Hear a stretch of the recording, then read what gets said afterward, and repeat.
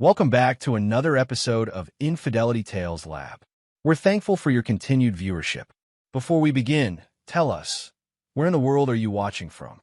We love knowing our global reach. Now, let's dive into today's story. Chapter 1. The Foundation. Reed Morrison had built his empire the hard way. Growing up in the Rust Belt with a father who drank away every paycheck and a mother who cleaned houses to keep food on the table, he learned early that the world owed him nothing. By 35, he owned Morrison Construction, a company that had grown from a single truck and a dream into a multi-million-dollar operation specializing in luxury developments across 3 states.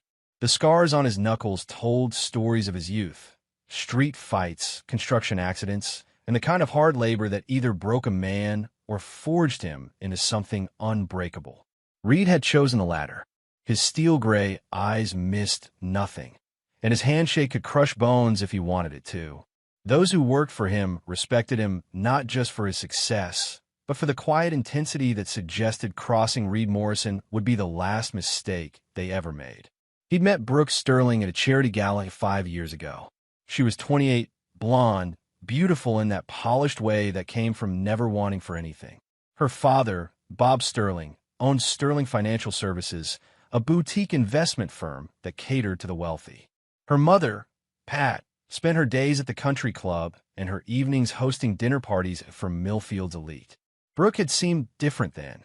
Charming, witty, with just enough edge to intrigue a man like Reed. Their wedding had been the social event of the season. Reed remembered standing at the altar, watching Brooke glide down the aisle in a dress that cost more than most people made in a year, thinking he'd finally achieved something his father never could: respectability. The Sterling name opened doors that Morrison Construction's profits alone couldn't budge. When Grace was born 3 years ago, Reed thought his life was complete. The little girl with her mother's blonde curls and his own determined chin represented everything he'd fought to build. He would give her the childhood he'd never had: stability, security, love without conditions. Watching her take her first steps in their sprawling suburban home, Reed had felt something he'd never experienced before: pure, uncomplicated happiness. But Reed Morrison was a man who noticed details. He'd survived by reading people, by catching the small tells that revealed their true intentions.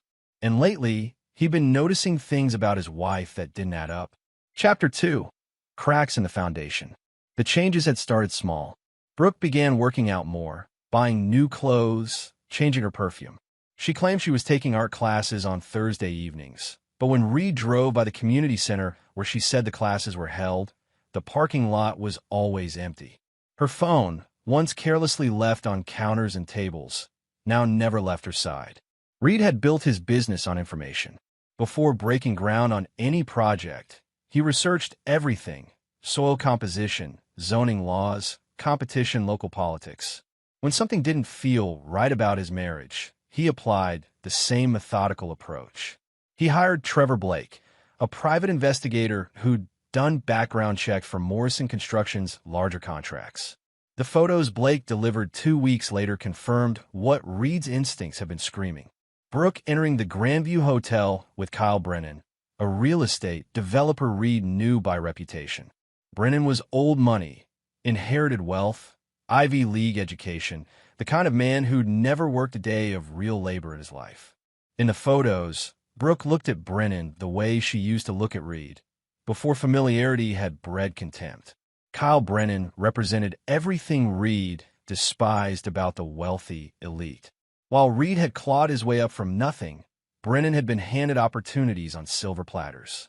His development projects were financed by Daddy's trust fund, his business deals smoothed by family connections. He was married to Amanda Brennan, a surgeon who worked 16-hour days while Kyle played golf and collected vintage cars. Reed studied the surveillance photos with the same detachment he brought to construction blueprints. The timestamps told a story of deception spanning 3 months. Thursday art classes were actually Thursday afternoons at the Grandview. The new workout routine was toning her body for another man. The perfume was chosen for Kyle's preferences, not Reed's. But what cut deepest wasn't the adultery itself. It was the casualness of it. In one photo, Brooke was laughing at something Kyle had said, her hand on his arm, looking genuinely happy in a way Reed couldn't remember seeing in months. She wasn't just cheating. She was falling in love with someone else. Reed had always prided himself on control. In business, he planned every move 3 steps ahead. In life, he believed preparation and determination could overcome any obstacle. But sitting in his home office, looking at evidence of his wife's betrayal, he felt something dangerous stirring in his chest. Not just anger, but the cold, calculating fury that had gotten him through his worst days growing up. The Reed Morrison who'd survived his father's rages and built an empire from nothing wasn't the same man who'd learned to smile at country club dinners and make small talk with Brooke's friends. That version of himself had been a performance, a careful construction designed to fit into Brooke's world. But beneath the veneer of respectability, the man who'd once put 3 guys in the hospital for trying to steal his lunch money was still very much alive. Chapter 3. The Breaking Point. The call came on a Tuesday afternoon. Pat Sterling's voice was syrupy sweet, the same tone she used when asking Reed to donate to her latest charity project. "Reed, darling, I hope you don't mind, but we're keeping Grace for dinner tonight. Bob's been teaching her to play chess, and she's just fascinated. You know how grandparents are." Reed had been reviewing contracts, but something in Pat's tone made him pause. "That's fine. I'll pick her up after my meeting." "Oh, no rush at all. Take your time." The meeting ended earlier than expected. As Reed drove toward the Sterling's mansion in Millfield's most exclusive neighborhood, he reflected on his relationship with Brooke's parents. Bob Sterling had never quite hidden his disappointment that his daughter had married beneath her station. The man had a way of asking about Reed's business that made legitimate success sound somehow dirty. Pat was more subtle, but equally dismissive, always finding ways to remind Reed that the Morrison name lacked the Sterling family's generations of respectability. They tolerated him because he was successful, because he could afford to keep their daughter in the lifestyle she expected. But Reed had always sensed they were waiting for him to fail, to prove their initial judgment correct.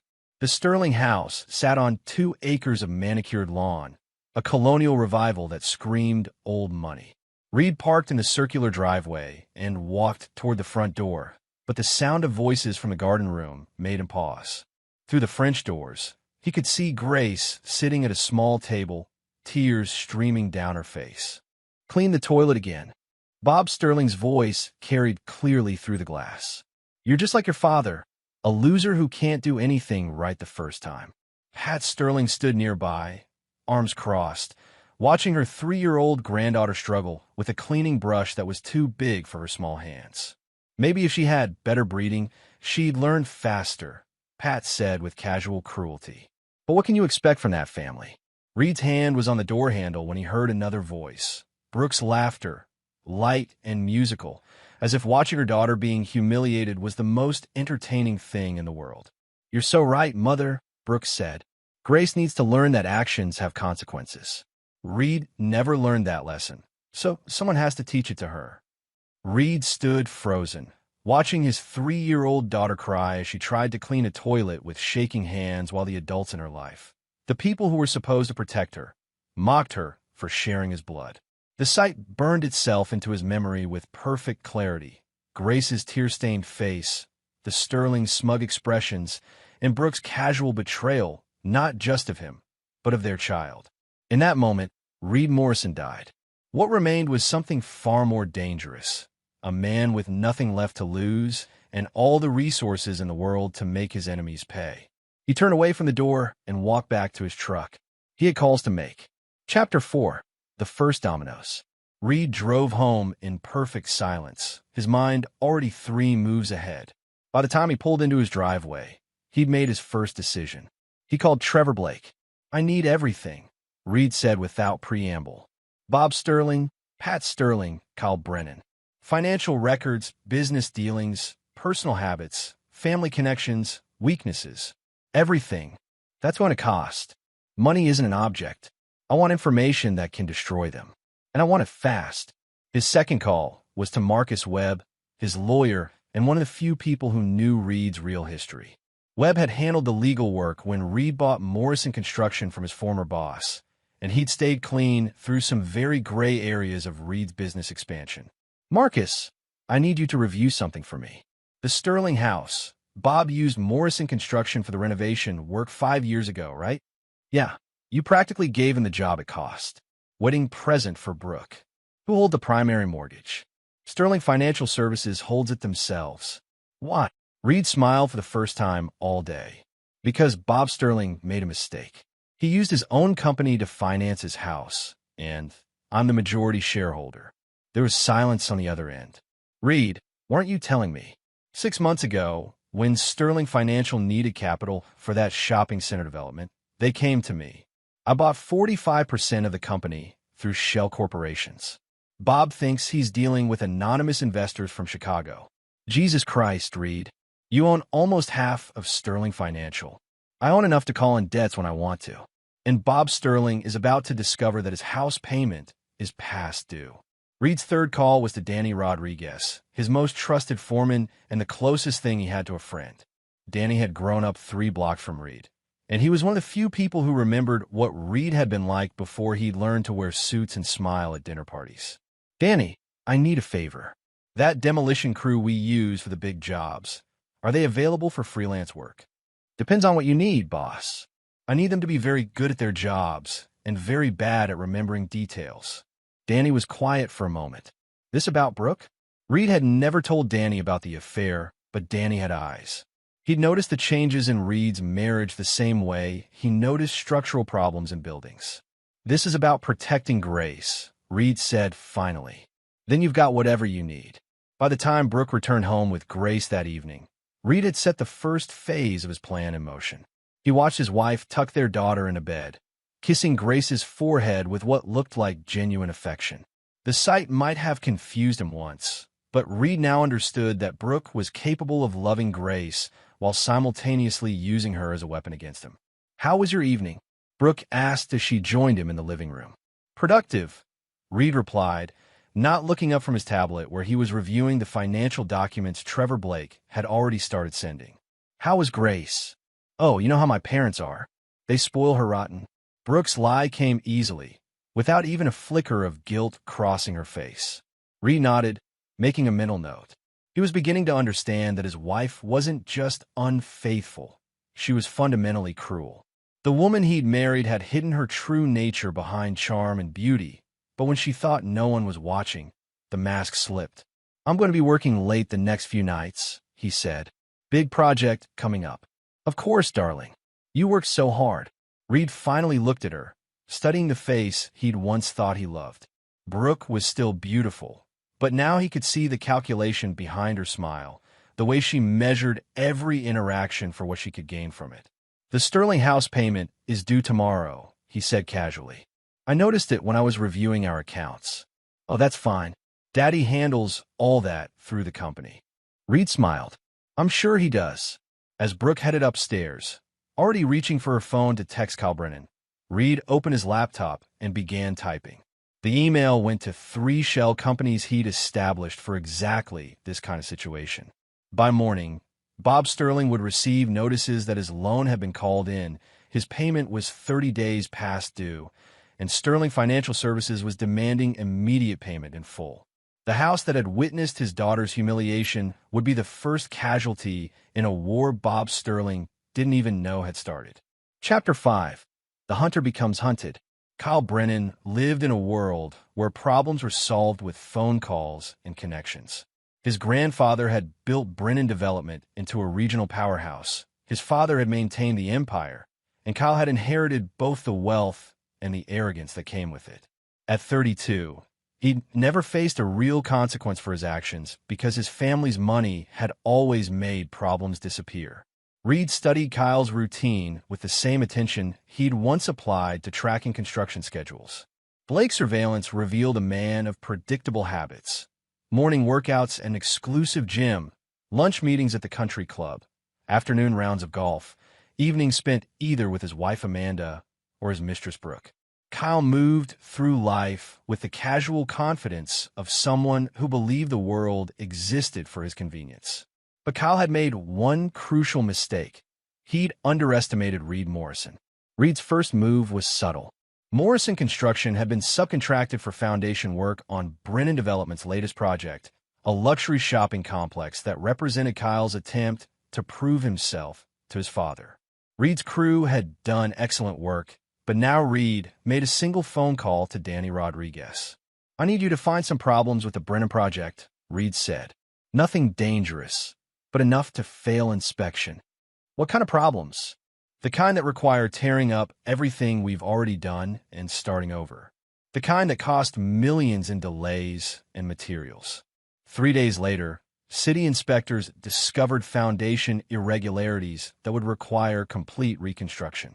Kyle's project, already operating on tight margins, faced cost overruns that would destroy his profit margins and his reputation. When Kyle called Reed demanding explanations, Reed's voice was perfectly professional. "I'm as surprised as you are, Kyle. My crew did everything by the book.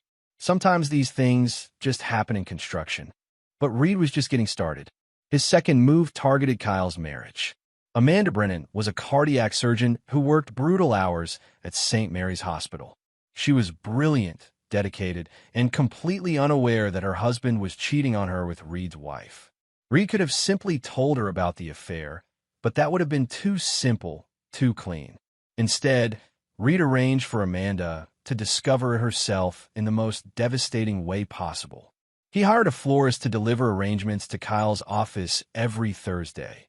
The same day, Kyle met Brooke at the Grandview Hotel. The card was signed, "Your Thursday Girl," in handwriting that matched Brooke's.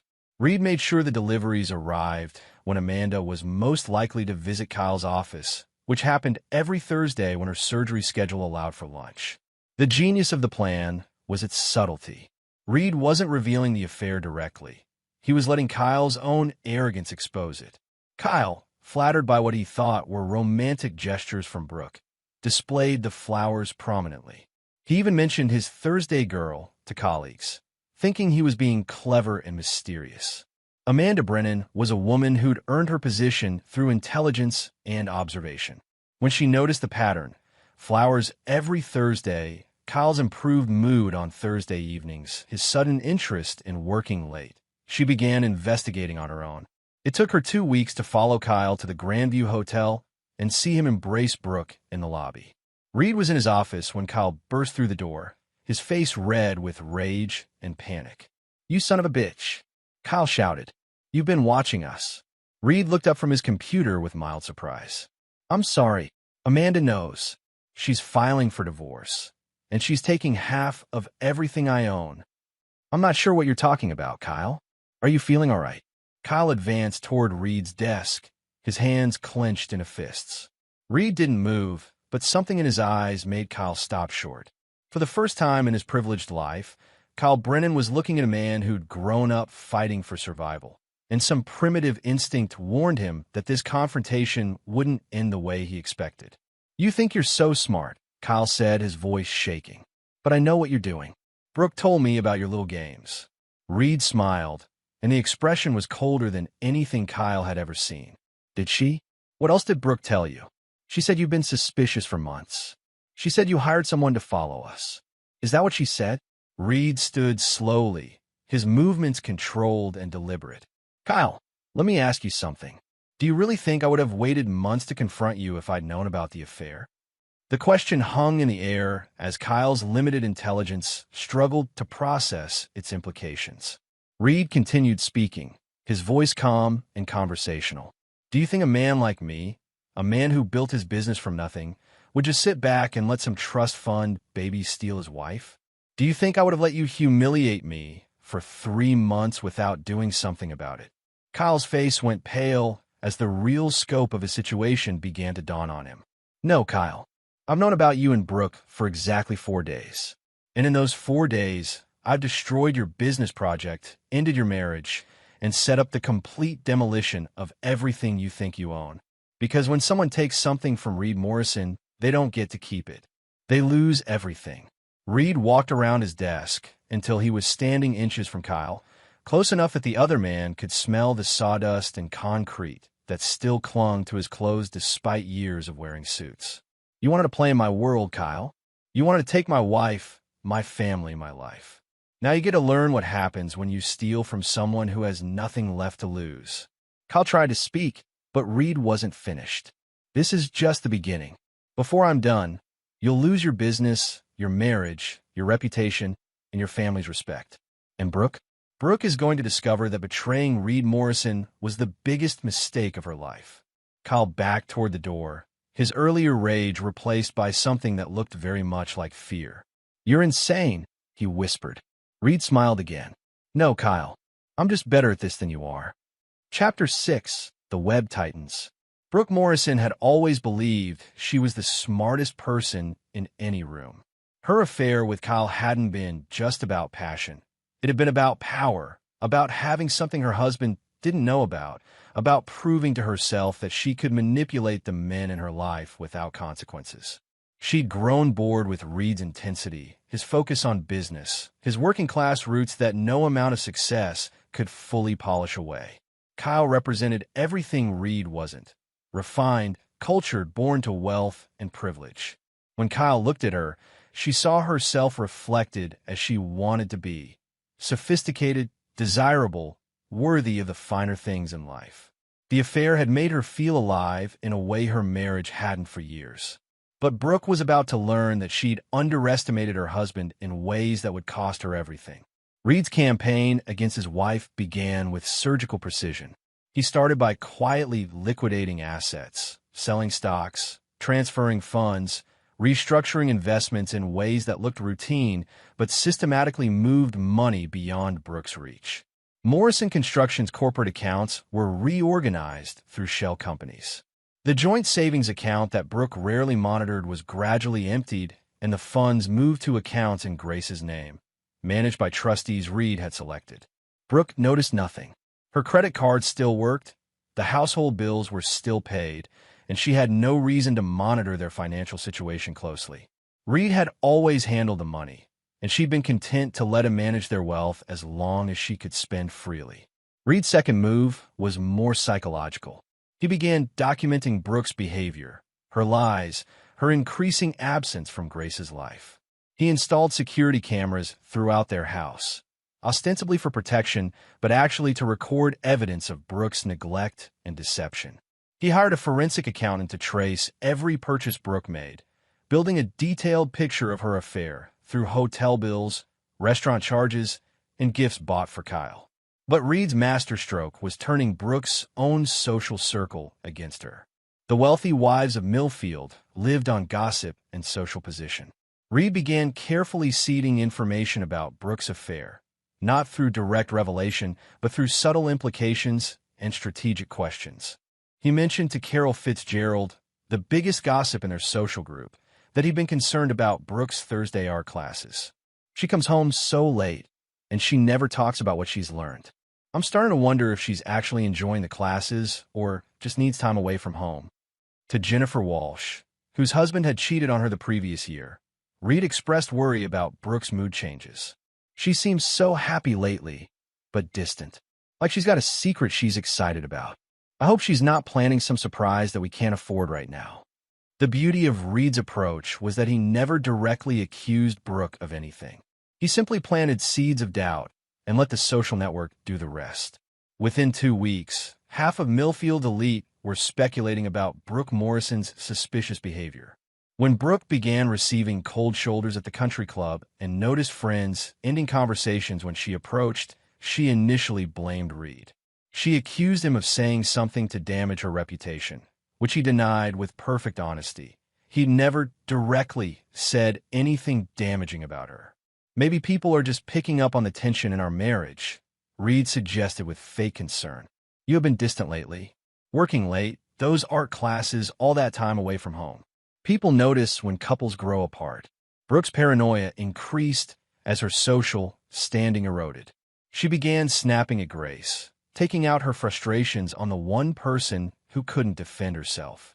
Reed documented every incident, every moment of cruelty, every sign that Brooke was an unfit mother. The breaking point came when Brooke made a crucial mistake. Frustrated by her deteriorating social life and convinced that Reed was somehow sabotaging her, she decided to force a confrontation. She told Kyle that they needed to be more public about their relationship, to stop hiding and make their feelings known. Kyle, already reeling from his business failures and Amanda's divorce proceedings, was horrified by the suggestion. He'd been using the affair as an escape from his problems, not as a path to more complications. When Brooke pressed him about leaving their spouses and starting a new life together, Kyle realized that his mistress was far more invested in their relationship than he was. Reed learned about their argument from Blake's surveillance reports. The private investigator had been following both Kyle and Brooke, documenting their meetings and recording their conversations when possible. According to Blake's notes, Brooke had accused Kyle of being a coward, while Kyle had told her she was living in a fantasy if she thought he was going to destroy his life for an affair. The argument marked the beginning of the end for Brooke and Kyle's relationship, but it also gave Reed the opening he'd been waiting for. He arranged for Brooke to discover Kyle's true feelings in the most devastating way possible. Reed hired an actress through a talent agency in Chicago, someone with no connections to Millfield who could play a role convincingly. The woman, who looked remarkably similar to Brooke, was instructed to approach Kyle at his regular bar and claimed to be interested in him. Reed's goal wasn't to make Kyle cheat again. It was to record Kyle's real opinion of Brooke when he thought he was talking to a stranger. The actress, wearing a hidden recording device, engaged Kyle in conversation about relationships and affairs. Within an hour, Kyle was drunkenly confessing that he was stuck with this needy woman who thinks an affair means true love and that he was trying to figure out how to dump her without causing a scene. Reed had the recording enhanced and edited, then arranged for Brooke to receive it anonymously. The package arrived at their house with a note. "Thought you should know what your Thursday lover really thinks of you." When Brooke listened to Kyle's voice describing her as desperate and clingy, something inside her broke. She confronted Kyle that same evening, screaming at him in the Grandview Hotel lobby while a dozen witnesses watched. The scene was everything Reed had hoped for: public, messy, and completely destructive to both their reputations. But Reed wasn't finished with either of them. The recording was just the first phase of his endgame. Soon, Brooke and Kyle would learn that their betrayal had consequences far beyond a broken affair. Chapter 7. The Reckoning Begins. The Sterling family had been Millfield's aristocracy for 3 generations.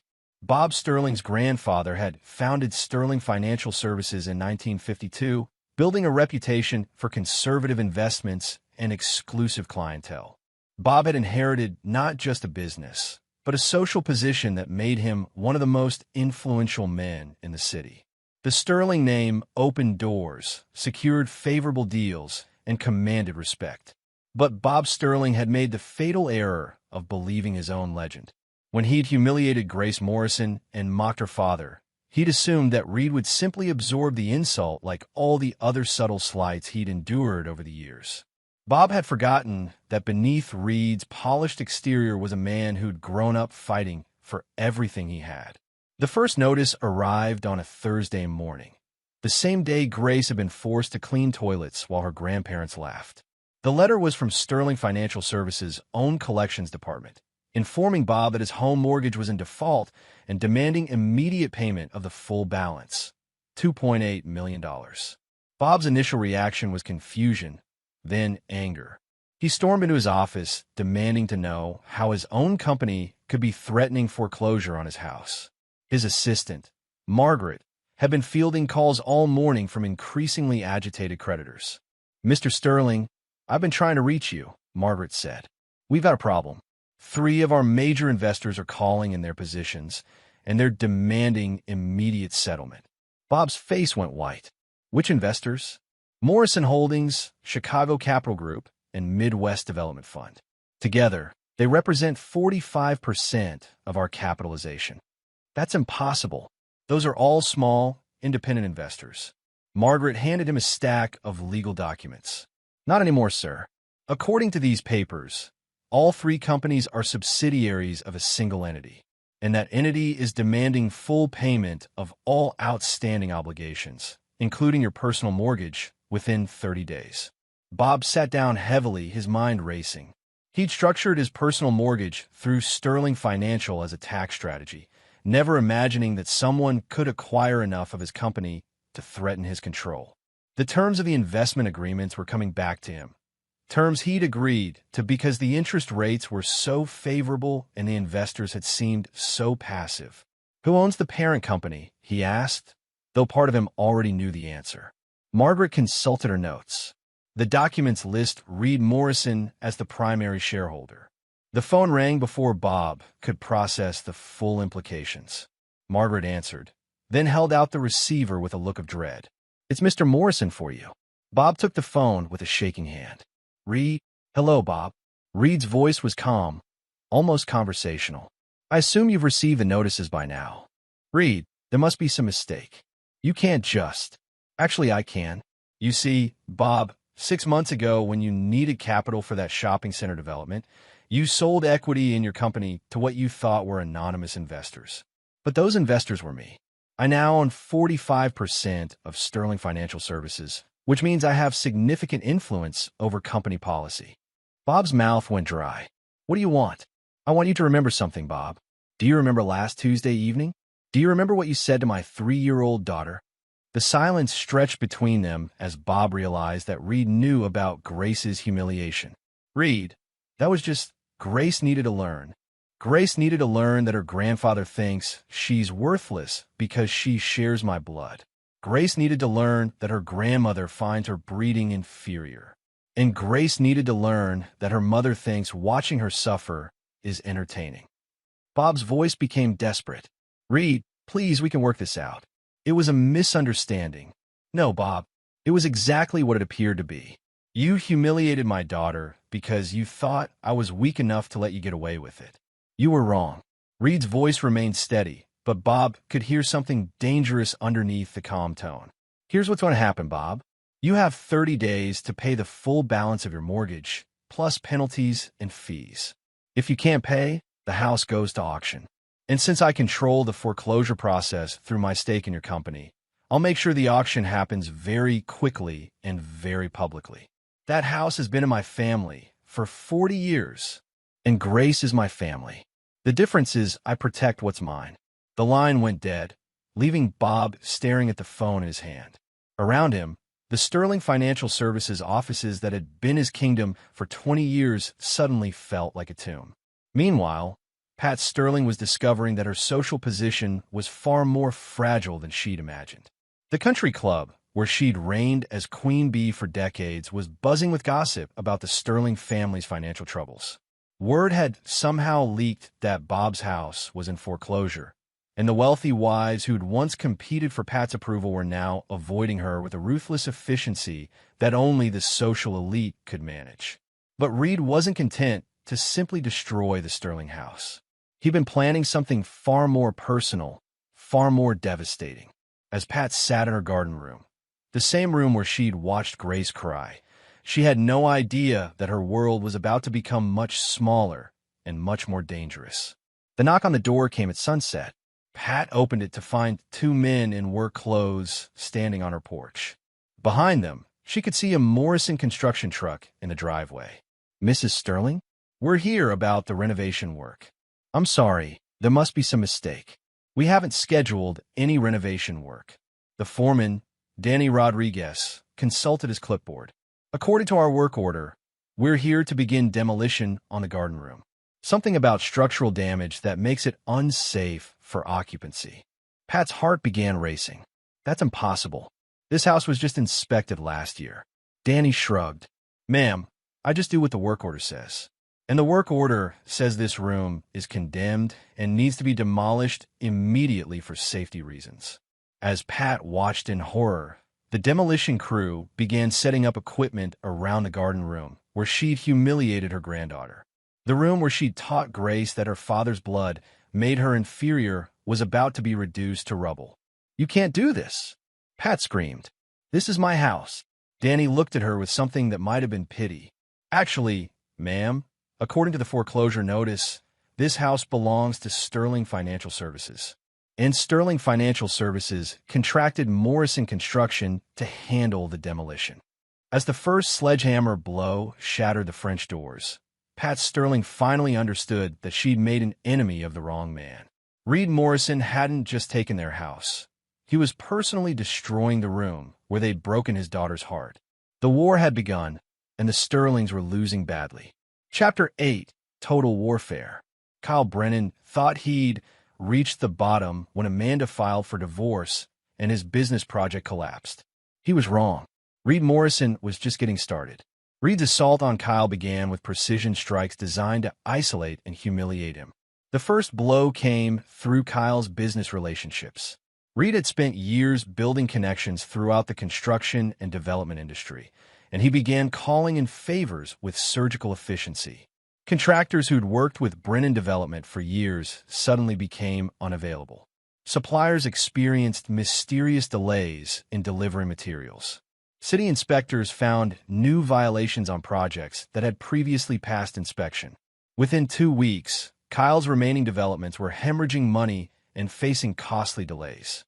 But Reed's psychological warfare was even more devastating. He arranged for Kyle to be constantly reminded of his mistakes through a campaign of subtle torment. Flowers were delivered to Kyle's office every day, funeral arrangements with cards that read, "In memory of your marriage," and "Condolences on your loss." Hotel room keys from the Grandview arrived in Kyle's mail with notes suggesting he might want to revisit happier times alone. The genius of Reed's approach was that nothing he did was technically illegal. The flowers could be explained as a prank. The room keys could be dismissed as a hotel marketing mistake. But the cumulative effect was driving Kyle toward a paranoid breakdown. Kyle tried to fight back through legal channels, but Reed had anticipated this move. When Kyle's lawyers attempted to trace the harassment back to Reed, they found only dead ends. The flower orders were placed through untraceable accounts. The hotel keys were sent from anonymous mailers.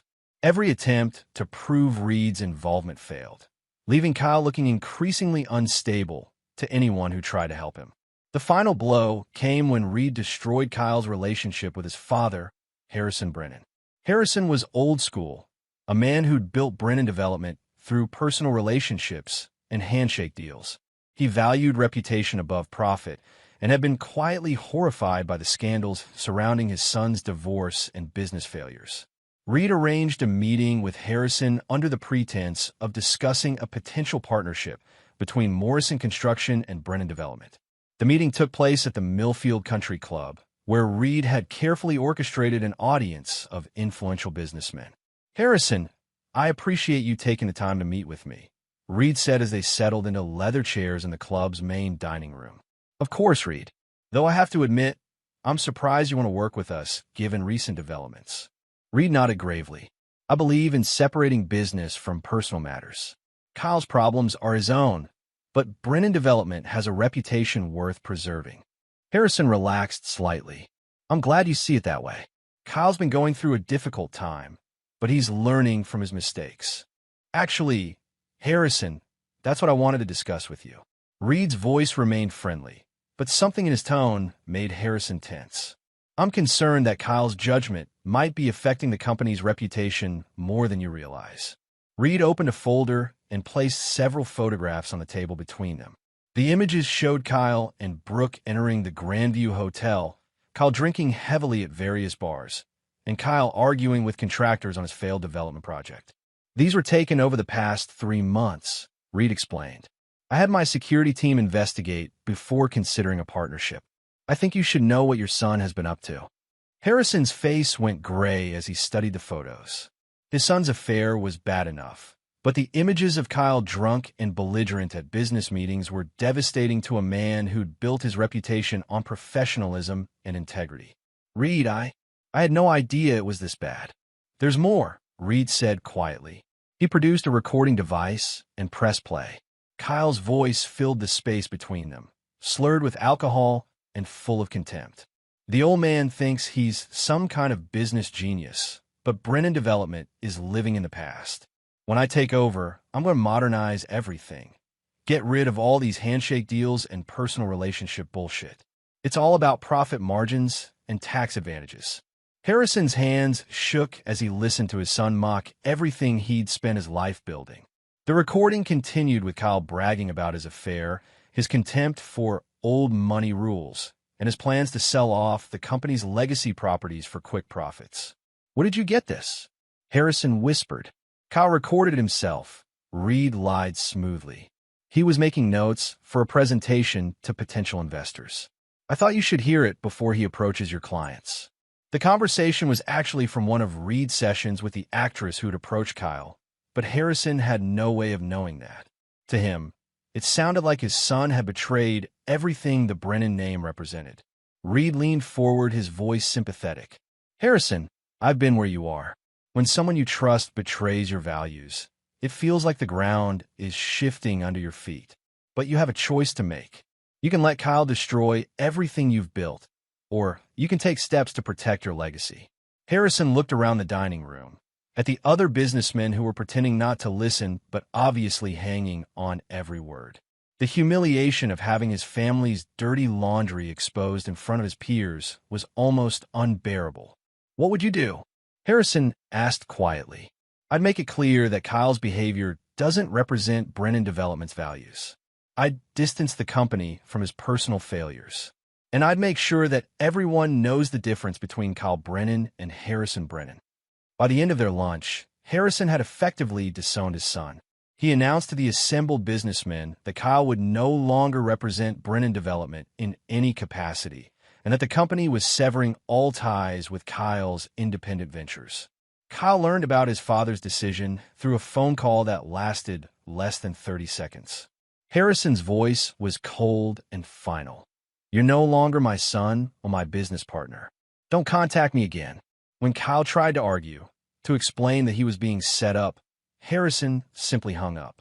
The Brennan family fortune, the trust fund that had supported Kyle his entire life, the business connections that had made his career possible, all of it was gone in an instant. Kyle sat in his empty office, staring at the phone in his hand, finally understanding the full scope of Reed Morrison's revenge. He'd lost his wife, his business, his family, and his future. And Reed wasn't finished with him yet. Chapter 9. The Final Judgment. 6 months after Reed Morrison had overheard his daughter being humiliated, the pieces of his revenge were falling into place with devastating precision. The Sterling house had been auctioned off for a fraction of its value, purchased by a shell company that Reed controlled and immediately demolished. Bob Sterling's financial empire had collapsed when other investors, spooked by the foreclosure scandal, began withdrawing their funds. Pat Sterling, stripped of her social position and financial security, had been forced to move into a modest apartment in the least fashionable part of town. Kyle Brennan was living in a studio apartment above a convenience store, his trust fund gone, his business destroyed, his family name ruined. Amanda's divorce settlement had taken half of his remaining assets, and his father's disownment had eliminated any hope of financial recovery.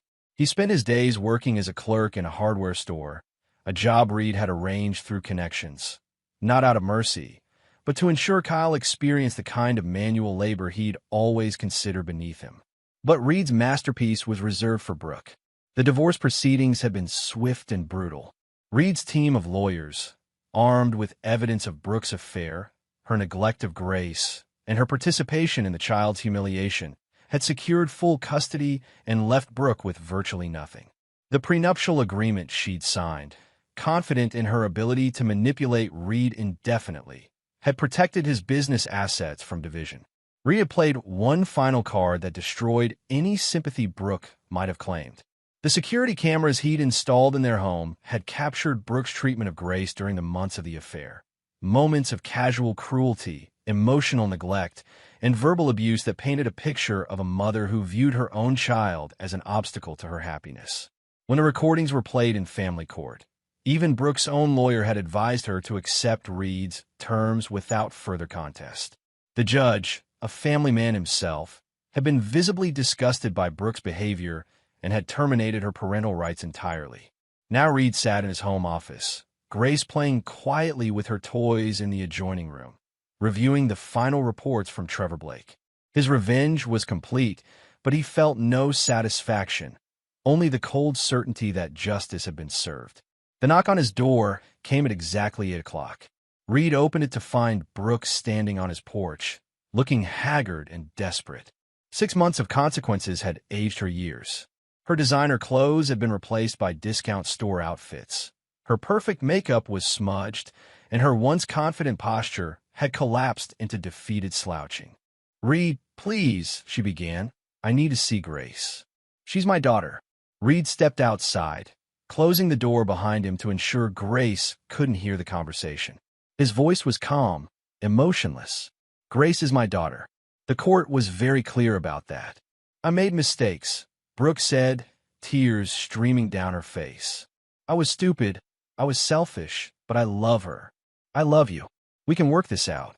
Reed studied his former wife with the same detachment he'd once applied to construction blueprints. Brooke had been beautiful once, charming, everything he'd thought he wanted. Now he could see her clearly, a woman whose love was conditional, whose loyalty was for sale, whose cruelty emerged whenever she thought no one was watching. "Brooke, do you remember what you said that night at your parents' house? When you watched Grace cry while your father called her a loser like me?" Brooke's face crumpled. "I didn't mean it. I was angry at you, and I took it out on her. It was wrong, but people make mistakes." "You laughed," Reed said quietly. "Your 3-year-old daughter was being humiliated, and you laughed. That wasn't a mistake, Brooke. That was who you really are. People can change." Brooke's voice became desperate. "I can be better. I can be the wife you need, the mother Grace deserves." Reed shook his head. "You had 3 years to be the mother Grace deserved. You chose to be Kyle Brennan's mistress instead." From inside the house came Grace's voice calling for her daddy. Reed smiled at the sound, the first genuine emotion he'd shown since Brooke arrived. "Grace doesn't ask about you anymore," he said. "She's forgotten what it feels like to walk on eggshells around her own mother. She's happy now. You turned her against me. I didn't have to. Children remember how they're treated, Brooke. Grace remembers your impatience, your absence, your cruelty. She's better off without you." Brooke fell to her knees on the porch, sobbing. "Please, Reed. I'll do anything. I'll sign whatever you want, agree to any terms. Just let me be part of her life." Reed looked down at the woman who'd once been his wife, who'd borne his child, who'd betrayed them both for the excitement of an affair. For a moment, he almost felt pity. Then he remembered Grace's tear-stained face as she tried to clean a toilet while the adults in her life mocked her for existing. "No," he said simply. "Grace deserves better than a mother who views her as a burden. She deserves better than a mother who would humiliate her for entertainment. And she deserves better than a mother who would trade her family for a few months of excitement with another man." Reed turned toward the door, then paused. "Brooke, you asked me once why I worked so hard, why I was so driven to succeed. I told you it was about security, about building something that would last. But that wasn't the whole truth." He faced her one final time. "I worked hard because I remembered what it felt like to be powerless. I remembered what it felt like when people could hurt me and I had no way to fight back. I built an empire so that when someone tried to destroy what I loved, I could destroy them in return." Brooke's sobs echoed in the quiet suburban evening as Reed went back inside to his daughter. Through the window, Grace could see the woman on the porch, but she showed no recognition, no desire to go outside. To Grace, Brooke was just a stranger who was upset about something that had nothing to do with her. Reed knelt beside his daughter and pulled her into his arms. She smelled like soap and innocence, like everything worth protecting in the world. "Daddy, who was that lady?" Grace asked. Reed smoothed her blonde curls and kissed her forehead. "Nobody important, sweetheart. Nobody important at all." Outside, Brooke finally stood and walked away from the house where she'd once lived, from the family she'd destroyed through her own choices. She had no money, no prospects, no support system. Kyle Brennan, the man she'd traded her family for, wouldn't return her calls. Her parents, ruined by their association with her betrayal, had made it clear she was no longer welcome in their lives. Reed Morrison had kept his promise. Everyone who had betrayed him, everyone who had hurt his daughter, had paid a price far beyond what they'd imagined possible. He'd proven that power wasn't just about money. It was about the will to use that money without mercy when mercy wasn't deserved. As Brooke disappeared into the darkness, Reed Morrison closed the door on the past and focused on the future. He had a daughter to raise, a business to run, and a life to build from the ashes of his enemy's mistakes.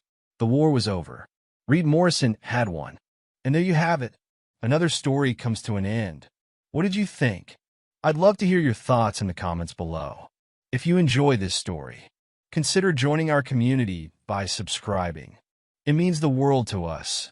For more stories like this one, check out the recommended videos on screen. And I'll see you there.